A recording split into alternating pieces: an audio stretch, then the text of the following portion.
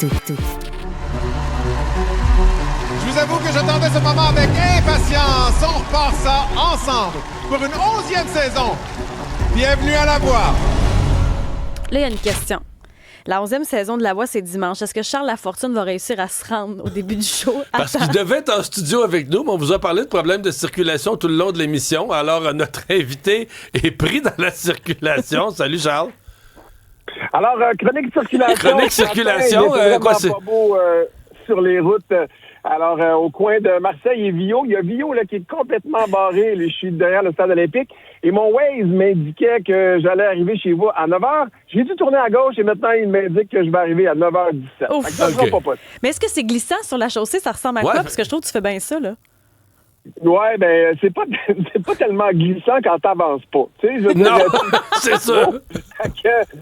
Dans le glissant sur place, là, c'est pas super. Non, mais là, où est-ce que t'es sur Vio, là? On nous dit... J'ai vu 2 accidents, là, à date. Là. Okay. Moi, j'arrivais de la Rive-Sud, j'ai pas pris la 132.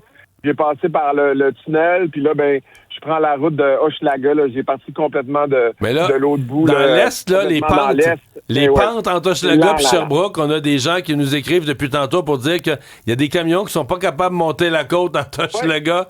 Et là, ça congestionne. Vio, c'est barré. Il y a des voitures, il y a des policiers qui sont là. On peut pas tourner à droite. Si on est en bas là, de Sherbrooke, on peut pas monter. Là. Fait que c'est ça. La voix, c'est rendu 9h24 maintenant. Oh, la voix, ça va-tu être bon cette année? Écoute, ça va être très bon. Il y a 4 partis à la voix. C'est exactement comme les élections. Puis il y a des nouveaux candidats, comme les élections qui vont s'en venir au Québec. C'est la même affaire.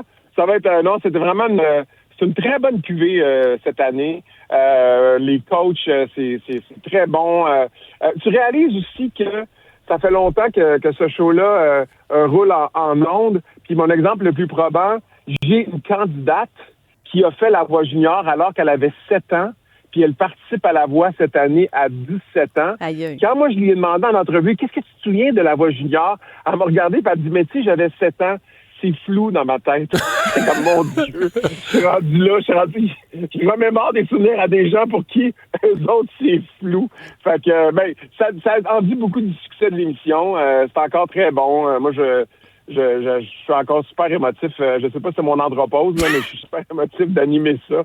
J'adore ça. Moi, célébrer le talent. Puis avec les années aussi, c'est de voir tous ces candidats-là qui ont maintenant des carrières, tu sais. Au Gala de la Disque, cette année, il y a eu un numéro, c'était entièrement des anciens candidats de La Voix qui étaient là. Tu sais, le succès de Charlotte Cardin, mais tu sais, il y en a plein d'autres, là, Matt Lang. Donc, d'avoir que cette émission-là ait fait des petits, parce qu'au début de la télé-réalité, les gens disent « Ah, c'est un succès momentané, qu'est-ce qu'ils font après? » Mais on le voit présentement que non, après 5, 6, 7 ans. Lou Adrienne Cassidy qui avait fait La Voix 12 Félix cette année. Fait que ça, c'est une grande fierté de toute l'équipe de La Voix. Ben, puis c'est la 11e saison de La Voix. Puis, tu sais, tu parlais de la jeune qui a fait la Voix junior 7 ans, puis à 17 ans. Il y en a qui sont plus vieux aussi. Il y en a qui n'ont pas vraiment d'expérience de scène. Il y en a qui c'est des mères, des pères de famille. Puis là, ils s'émancipent sur scène. Même si des fois, les coachs vont pas nécessairement se retourner, ils ont quand même cette expérience-là. Il y a ça qui est beau aussi, du monde de partout. Aussi, quand tu es en région, tu n'as pas toujours accès au plateau montréalais. Il y a ça de beau aussi dans La Voix, je trouve.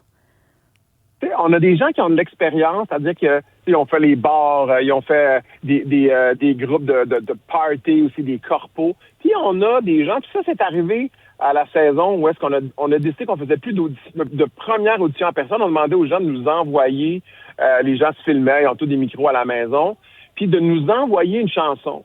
Puis ça fait en sorte qu'ils ont pu être au meilleur d'eux-mêmes, ce qui fait qu'on a eu plus d'histoires de ce que j'appelle des histoires de Cendrillon. Quelqu'un qui a un talent incroyable puis qui chantait dans sa chambre puis dans sa douche.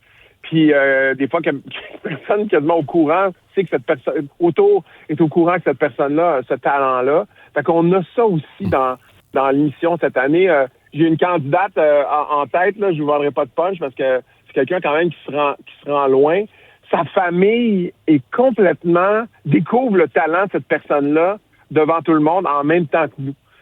C'est l'ampleur de son talent. Tant qu'elle chantonne, mais là, il voit ça, puis je lui dis, c'est la première fois que tu chantes sur scène, puis les coachs sont comme, mais ça n'a pas de sens, là. Fait que, il y a aussi ces talents-là qu'on découvre. Parle-nous de tes 4 juges.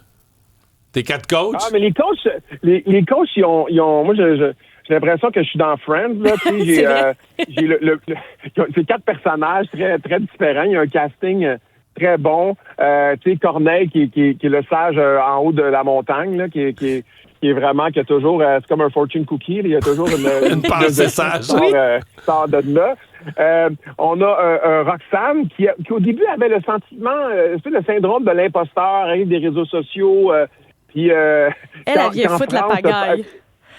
Oui, exactement. Puis France, ben c'est la musicienne, étudiant en jazz, etc. Puis Mario, ben c'est le vieux routier qui a tout vu, qui a tout fait, qui a passé à travers différentes époques, qui a produit, qui est derrière 2 frères, le retour de Paul Darèche, ses propres succès à lui, c'est tout un producteur. Ils sont tous très compétitifs aussi. Puis il y a aussi des nouvelles twists aussi cette saison, dont la chaise musicale, qui est vraiment quelque chose que les gens vont... c'est sûr qu'on va avoir des gens qui vont graisser des dents. 2 chaises sur scène, puis chaque candidat vient chanter à tour de rôle, puis si t'es le meilleur, tu prends une chaise, puis le prochain qui vient, s'il est meilleur que toi, il peut te déloger d'une chaise. C'est un peu comme le roi de la montagne dans les cours d'école, sauf que nous autres, on mesure pas la hauteur de banc de neige. La butte. Puis le chute. Déplace quelqu'un. Ouais. Le chute, là, est épouvantable pour eux autres. Là. C'est une nouvelle fonction aussi. Oui, il y a une nouvelle fonction. Tu sais, on pouvait bloquer un coach, c'est-à-dire, Isabelle, tu veux absolument quelqu'un, tu as peur qu'il aille avec Mario, tu peux le bloquer. Ça existait déjà. Le candidat ne peut pas aller avec Mario. Mais on a aussi maintenant le chute, c'est-à-dire que je peux te fermer la trappe. Fait que j'ai un bouton, je pèse, ton micro est coupé, tu peux plus parler. Mais la candidate ou le candidat... C'est-à-dire qu'un autre coach ne peut plus vendre sa salade. C'est ça. Non, c'est ça. Je te ferme la trappe. C'est terminé, tu te tais. Mais ce qui est très drôle, c'est que ça se pourrait très bien que Mario, tu fermes la trappe à Isabelle, puis que finalement, tu vends ta salade, Isabelle n'a pas dit un mot, puis la candidate ou le candidat dit « Je vais aller avec Isabelle. » Parce qu'elle avait déjà décidé avant, puis elle maintient son choix. Oui, exactement. Est-ce qu'il y a quelque chose qui se démarque cette année ou quelque chose qui est différent dans ce qui va se présenter à nous ce dimanche à 19h30? Je pense que ce que les gens vont remarquer le plus, c'est que l'émission, vu qu'elle a maintenant, ça fait 14 ans qu'on l'a fait, 11 saisons à 14 ans, mais ils sont les candidats sont vraiment stratégiques maintenant avec quelle équipe ils vont aller. Ils se disent, OK, est-ce que je m'en vais dans une équipe où je vais avoir beaucoup de chanteurs à voix puisque je suis moi-même une chanteuse ou un chanteur à voix? Je veux-tu aller avec France qui est un peu plus rockeuse parce que je vais peut-être apprendre quelque chose? Fait que ça, au cours des années, là, je le vois encore plus, ils sont plus stratégiques en se disant, hey, je suis peut-être mieux d'être vraiment seul de mon genre dans cette équipe-là, je vais me rendre plus loin que être dans une équipe où il y en a beaucoup qui sont dans mon style, puis qu'au duel, alors que les coachs, ils coupent de moitié leur équipe, je pourrais me retrouver avec quelqu'un qui me ressemble beaucoup pour que ça soit plus dangereux. Fait que ça, j'ai remarqué ça au cours des années. Et puis, il y a aussi... ils ont vu aussi que c'est pas nécessairement la personne qui gagne qui a la plus grosse carrière par la suite. Fait que, donc, ils prennent beaucoup de l'expérience. Ils se font beaucoup d'amis à l'intérieur même de l'aventure. Et vous allez voir là, sur les réseaux sociaux, il y en a plusieurs qui se préparent des duos ensemble, sont déjà là en mode carrière pendant l'aventure. Ça, c'est quelque chose qu'on a remarqué là, au fil des années, puis c'est encore plus vrai aujourd'hui. Puis surtout que les plateformes aussi, les gens qui sont sur TikTok, on remarque aussi qu'il y a beaucoup de chanteurs-chanteuses qui sortent, puis il y a une nouvelle façon de mettre en marché la musique avec des vidéos très, très, très, très répétitives de la même chanson dans plusieurs situations, dans ton bain, dans ta cuisine, avec tes amis. Fait que ça aussi, ils ont cette mentalité-là qui est différente de ce qu'on vivait auparavant il y a 14 ans. Hein. On va regarder ça dimanche soir, nouvelle édition de La Voix. Merci Charles. Bonne route. Oui, bonne route. Très heureux. Il y a de la neige, il va faire fret. Mettez-vous les pieds sur le pouf, on a un bon show pour vous. Tu vois, il y a chroniqueur, circulation et météo.